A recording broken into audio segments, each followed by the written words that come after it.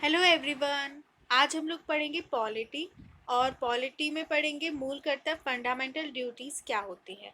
इससे पहले इसी का ये क्वेश्चन मैंने आपके सामने रखा है, मूल कर्तव्य संविधान में किस संविधान संशोधन अधिनियम से जोड़े गए। तो आप इसका आंसर मुझे कमेंट बॉक्स में ज़रूर बताना, और अगर नहीं आता है तो आप आज के टॉपिक पे सीख जाएंगे। तो अब हम देखेंगे अपना टॉपिक। फ्रेंड्स, सबको पता है कि हमें कुछ अधिकार मिले हुए हैं, मूल अधिकार मिले हुए, फंडामेंटल राइट्स मिले हुए हैं, जिसमें बोलने की स्वतंत्रता, घूमने की स्वतंत्रता, विचार रखने की स्वतंत्रता, धर्म को अपनाने की स्वतंत्रता। हमें कई तरीके की जो है अधिकार मिले हुए हैं। आपको लगता होगा इसमें कौन सी बड़ी बात है, लेकिन अगर आप ऐसी कंट्री में रहते जैसे नॉर्थ कोरिया हो गए, ऐसी कोई दूसरी कंट्री में होते तो आपको पता चलता है कि ये कितने ज़रूरी है। लेकिन मूल अधिकार तो अच्छा है, मिले हुए हैं। पर इस मूल अधिकारों अगर आपकी गवर्नमेंट हनन करती है तो आप उसके लिए न्यायालय भी जा सकते हैं। पर इसके साथ ही हमारे संविधान में बाद में मूल कर्तव्य, फंडामेंटल ड्यूटीज़ भी जोड़ी गई। ये ज़रूरी नहीं है न्यायालय द्वारा प्रवर्तनीय नहीं है, मतलब इनके लिए न्यायालय नहीं जाया जा सकता। लेकिन ये इसलिए दी गई है कि लोगों को पता चले कि हमारी भी कुछ कर्तव्य होते हैं देश के प्रति। हमें सिर्फ देश से लेना ही लेना नहीं होता है, हमें खुद के भी कुछ कर्तव्य होते हैं। कि अगर कोई विपदा आई है तो मतलब जनरली कि आप भी हेल्प करिए, हमेशा यही नहीं देखिए कि हर चीज़ गवर्नमेंट ही करे। तो इसी तरीके से हमारे कुछ फंडामेंटल ड्यूटीज़ है जो हमें निभाना चाहिए, तो हम वो देखते हैं क्या है। इससे पहले देखते हैं फ्रेंड्स हमारा फैक्चुअल क्वेश्चन। इंडिया और ऑस्ट्रेलिया के बीच जो एक्सरसाइज होती है, ये नेवी की एक्सरसाइज होती है। इसका नाम है ऑसी इंडेक्स।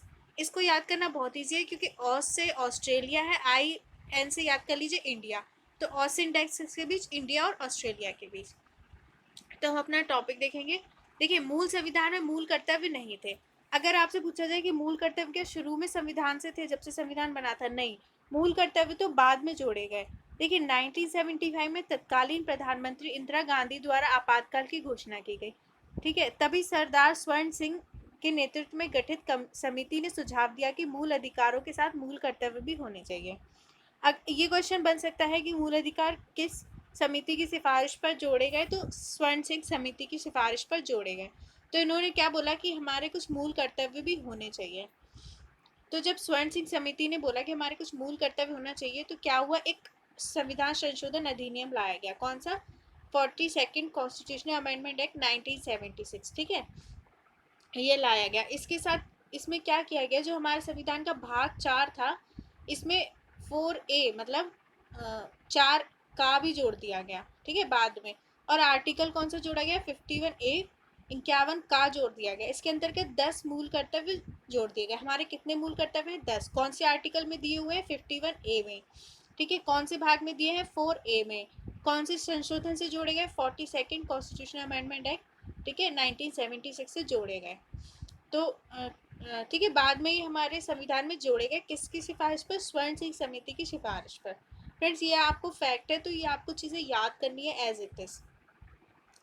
इसके बाद क्या हुआ फ्रेंड्स कि पहले तो 10 थे हमारे मूल कर्तव्य, लेकिन बाद में एक और जोड़ा गया, जो 86 संविधान संशोधन था 2002 में, उसके द्वारा एक और मूल कर्तव्य, 11वां मूल कर्तव्य जोड़ दिया गया।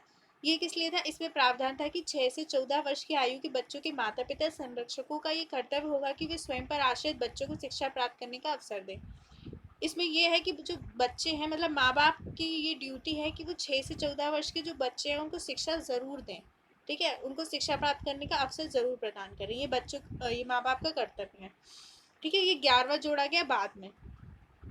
भारत के मूल कर्तव्य को भूतपूर्व सोवियत संघ के संविधान से अपनाया गया। अगर ये क्वेश्चन आता है कि मूल कर्तव्य को हमने कहाँ से लिया, तो हमने सोवियत संघ जो था, यूएसएसआर, उससे लिया था।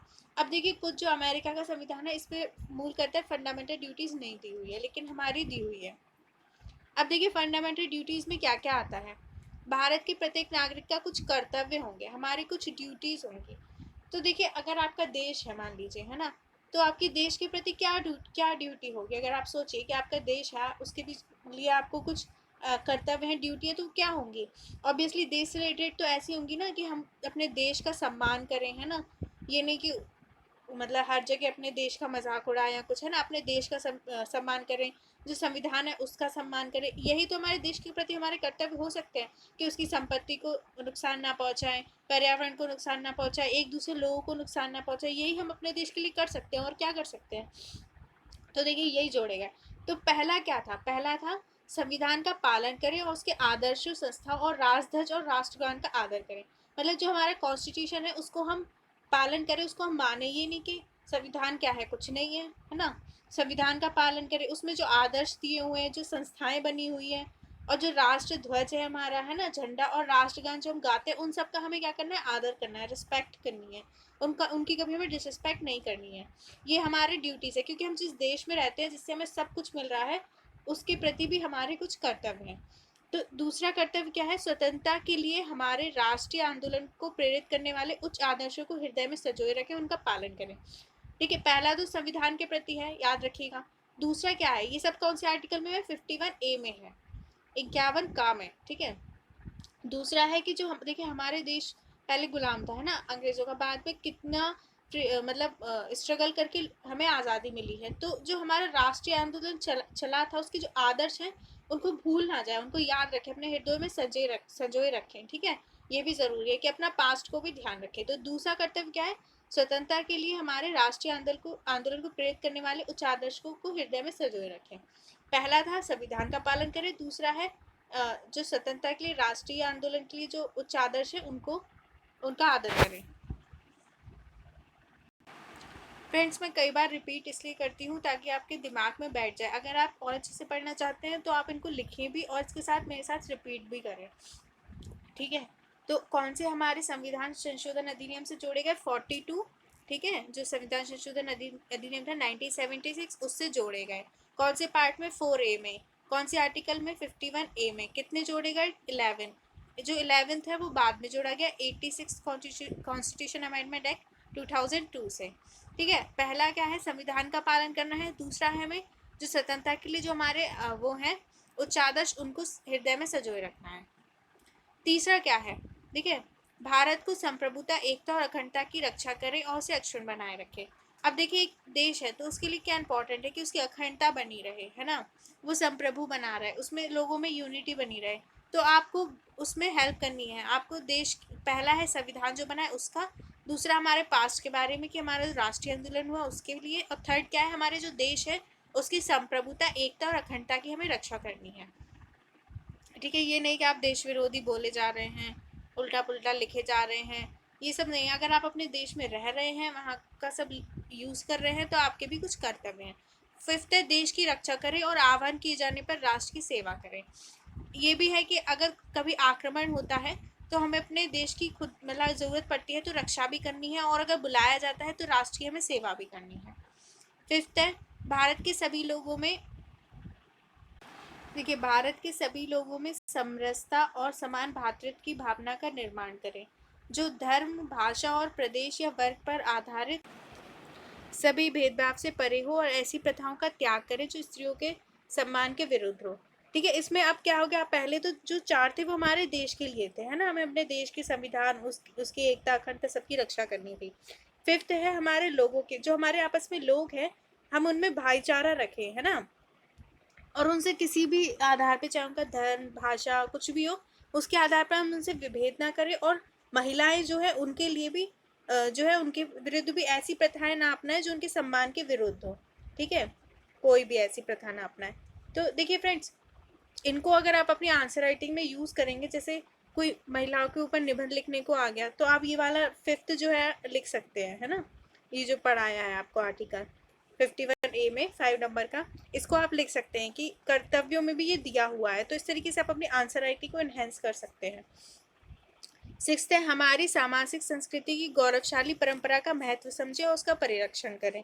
जो हमारी संस्कृति है, जो इतने सालों से है पुराने, तो उसको भी हम, उसका भी महत्व समझें और उसको भी, उसकी भी रक्षा करें। ठीक है, सेवेंथ दिया है, प्राकृतिक पर्यावरण की, जिसके अंतर्गत वन, झील, नदी और वन्यजीव है, रक्षा करें और उनका संवर्धन करें तथा प्राणी मात्र के प्रति दया भाव रखें। सेवेंथ क्या है कि जो हमारे आसपास का जितना भी पर्यावरण है, जीव हैं, उनकी हम रक्षा करें। ठीक है फ्रेंड्स, पहले जो चार थे वो देश के लिए थे, पांचवा लोगों के लिए, और छठवां हमारी संस्कृति के लिए, और सातवां हमारा जो पर्यावरण है उसके लिए है कर्तव्य। आठवां है कि अपने लिए आप हैं कि वैज्ञानिक दृष्टिकोण, मानववाद और ज्ञानार्जन व सुधार की भावना का विकास करें। अब ये नहीं कि आप बिल्कुल डंप रहें, ठीक है, जो भी मतलब अंधविश्वास माने, वैज्ञानिक दृष्टिकोण बनाए, ठीक है, और मानववाद पे फोकस करें और ज्ञान भी मतलब लें, इंटेलिजेंट भी बने, डम्प ना बने रहे, पढ़ाई लिखाई करें। इससे रिलेटेड है। 9th है सार्वजनिक संपत्ति को सुरक्षित रखें और हिंसा से दूर रहें। अब देखिए कुछ भी होता है तो लोग वो धरना कर देते हैं, है ना, प्रदर्शन करते हैं, उसमें क्या करते हैं, बस जला दी, गाड़ी जला दी, है ना, हिंसा कर दी। तो आपका देश आपके लिए इतना कर रहा है तो आपको ये उसकी संपत्ति को नुकसान नहीं करना चाहिए, अपने देश को पीछे ले जाते हैं ऐसा करके। तो अपनी इसमें हमारा एक कर्तव्य है कि हम अपनी सार्वजनिक संपत्ति को सुरक्षित रखें और हिंसा से दूर रहें।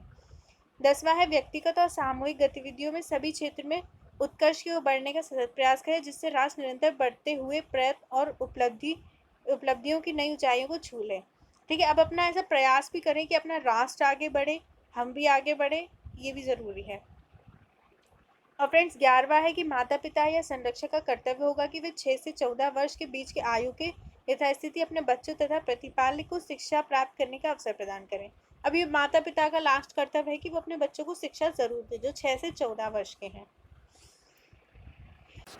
इसके साथ ही फ्रेंड्स जो हमारे मूल कर्तव्य है उनकी कुछ विशेषताएं हैं, जैसे कि जो कुछ मूल कर्तव्य है वो हमारे नैतिक हैं और कुछ नागरिक है। उदाहरण के लिए स्वतंत्रता संग्राम के उच्च आदर्शों का सम्मान एक नैतिक दायित्व है।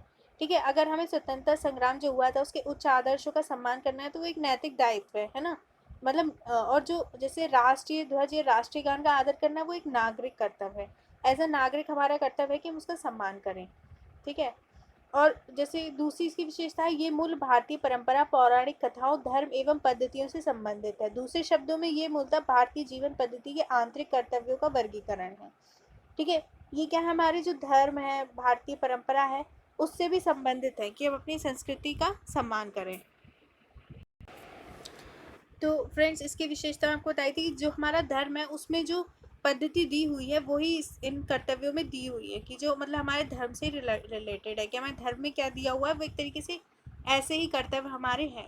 देखिए कुछ मूल अधिकार जो सभी लोगों के लिए, चाहे वे नागरिक हो या विदेशी, लेकिन कुछ मूल कर्तव्य केवल नागरिकों के लिए है, ना कि विदेशियों के लिए। देखिए जो मूल अधिकार होते हैं ना, हमारे जो राइट्स हैं वो सभी लोगों के लिए हैं, लेकिन जो मूल कर्तव्य है वो केवल नागरिकों के लिए है। विदेशी क्यों हमारे देश का सम्मान करेंगे, मतलब करें अच्छी बात है, लेकिन वो उनका कोई कर्तव्य तो है नहीं, तो ये नागरिकों के लिए है। अब देखिए मूल कर्तव्यों की प्रवर्तनीयता, इन्फोर्सिबिलिटी ऑफ फंडामेंटल ड्यूटीज। मूल कर्तव्य जो है न्यायालय द्वारा प्रवृत्त नहीं कराए जा सकते, अर्थात किसी नागरिक द्वारा अपने मूल कर्तव्य का पालन नहीं किया जा रहा हो तो न्यायालय द्वारा उसे दंडित नहीं किया जा सकता। मतलब अब जैसे आप अधिकार के लिए क्या है कि आप जा सकते हैं कोर्ट, लेकिन अगर आपके अधिकारों का हनन होता है लेकिन आप कोई कर्तव्य नहीं मानते हैं तो उसको उसके लिए न्यायालय नहीं जाया जा सकता। क्योंकि देखिए अब कौन ऐसे बता देगा कि इन्होंने अपने जैसे कि इन्होंने अपने जो राष्ट्रीय संग्राम था उसके आदर्शों को का सम्मान नहीं किया, अब इस पे क्या दंड दे देंगे, तो इसलिए न्यायालय द्वारा इसे मतलब प्रवर्तनीय नहीं बनाया गया, लेकिन कुछ कुछ को बना भी दिया गया कानून बनाकर। यही कारण है कि कभी देखिए इस दृष्टि से ये नीति निषेक तत्वों के में समानता रखते हैं। अब देखिए नीति निषेक तत्व मैं आपको पढ़ा चुकी हूँ, उसके लिए भी हम न्यायालय में नहीं जा सकते। यही कारण है कि कभी कभी व्यंग्यात्मक लहजे में मूल कर्तव्य को निरर्थक घोषणाएं भी कहा गया है। अब देखिए आलोचना तो हर चीज़ की होती है, तो इनको कह दिया कि जब इनके लिए न्यायालय नहीं जा सकते तो ये निरर्थक है। न्यायालय द्वारा लेकिन कहा गया है कि जिस तरह मूल अधिकार संविधान को समझने के लिए मूलभूत महत्व के हैं वैसे ही मूल कर्तव्य हैं।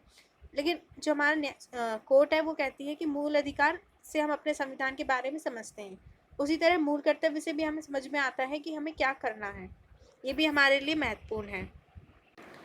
एक बार फ्रेंड्स हम रिपीट करेंगे कि हमारे कौन कौन से मूल कर्तव्य हैं। तो 51A में है, पहला है संविधान का पालन करना, दूसरा है स्वतंत्रता के लिए जो राष्ट्रीय संग्राम है उसके आदर्शों को हृदय में सजोना, तीसरा है भारत की एकता अखंडता की रक्षा करना, चौथा देश की रक्षा करना। अब देखिए चारों देश से संबंधित है। पांचवा क्या है, आपस में समरसता और समान भातृत्व की भावना का निर्माण। ठीक है, छठवां है हमारी सामाजिक संस्कृति का परिरक्षण, उनकी उसकी रक्षा करना हमारी संस्कृति की। सातवां पर्यावरण से रिलेटेड है। आठवां हमारे वैज्ञानिक दृष्टिकोण से, ठीक है, हमारे लिए। नौवां सार्वजनिक संपत्ति को हमें नुकसान नहीं पहुंचाना है। 10, ठीक है, 10वां है कि हमें सभी क्षेत्रों में आगे बढ़ने का प्रयास करना है। और 11वां क्या है, माता पिता का कर्तव्य है कि वो अपने 6 से 14 वर्ष के बच्चों को शिक्षा प्रदान करें। अब इनको आप बार बार रिवाइज करते रहेंगे तो आपको ये याद हो जाएंगे। तो अब देखिए मूल कर्तव्य के संदर्भ में किए गए राष्ट्रीय प्रयास, governments effort in favour of fundamental duties. अब देखिए सरकार ने क्या क्या प्रयास करे कि जो हमारे मूल कर्तव्य हैं उनको लागू किया जाए। न्यायालयों के साथ साथ भारत सरकार तथा राज्य सरकारों द्वारा कई ऐसे नियम और कानून बनाए गए हैं जो मूल कर्तव्यों को लागू करते हैं। इनमें से कुछ नियम और कानून मूल कर्तव्यों के संविधान में शामिल होने से पहले से ही लागू है, जबकि कुछ बाद में बनाए गए हैं। वर्मा समिति ने कई उदाहरण की चर्चा की है। अब देखिए वर्मा समिति भी बनाई गई थी इन्हीं के लिए, मूल कर्तव्यों के लिए। तो क्या हुआ कि मूल कर्तव्यों को लागू करने के लिए कुछ नियम कानून पहले थे, कुछ बाद में बने। जैसे आर्टिकल 51 ए में राष्ट्रीय ध्वज के सम्मान की बात की गई है। इससे संबंधित निर्देश भारतीय ध्वज संहिता 2002 में शामिल है। भारतीय संविधान राजगीत, राष्ट्रध्वज आदि के अपमान पर रोक लगाता है। ठीक है, अब जो हमारे मूल कर्तव्यों में दिया हुआ था कि हमें राष्ट्रीय ध्वज का सम्मान करना है, तो राष्ट्रीय ध्वज संहिता में भी दिया हुआ है। अब देखिए आर्टिकल 51 ए, ठीक है, और गा में दिया है 51 का, उसके बाद जो है गा में दिया है राष्ट्र की एकता अखंडता, मतलब जो तीसरा है राष्ट्र की एकता अखंडता की बात कही गई है। राज्य द्वारा कई ऐसे नियम बनाए गए हैं जो इन कर्तव्यों को बाध्यकारी बनाते हैं। जैसे भारतीय दंड संहिता की धारा 153 में राष्ट्रीय एकता को नुकसान पहुंचाना अपराध की श्रेणी में रखा गया और जन प्रतिनिधित्व अधिनियम 1915 द्वारा ये व्यवस्था की है कि यदि कोई व्यक्ति धर्म, जातीय, नस्लीय या भाषाई आधारों पर नफरत फैलाता है और इन आधारों पर वोट मांगता है तो संसद या राज्य विधानमंडल की सदस्यता हेतु उसे अयोग्य घोषित किया जा सकता है। अब देखिए जो हमारे 51 ए में और तीसरा आर्टिकल में जो दिया हुआ है उसके में कि हमें राष्ट्र की एकता और अखंडता को बनाए रखना है। ठीक है, अब राष्ट्र भारतीय दंड संहिता है उसमें भी दिया हुआ है सेम चीज़, है ना, मतलब आपको इसके लिए दंड भी मिल सकता है। तो जो कर्तव्यों के लिए कानून बन चुके हैं उनसे रिलेटेड आपको दंड भी मिल सकता है। तो मतलब सरकार ने इनको प्रवर्तनीय भी बनाया है कई तरीकों से।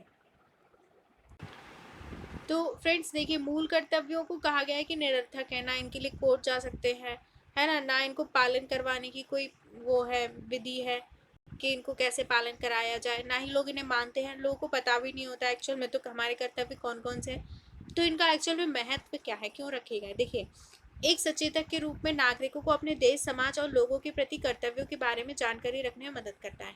ये बताता है कि लोग जो अपने जिस देश में रहते हैं उसके प्रति उसके कुछ कर्तव्य हैं, तो वो क्या है।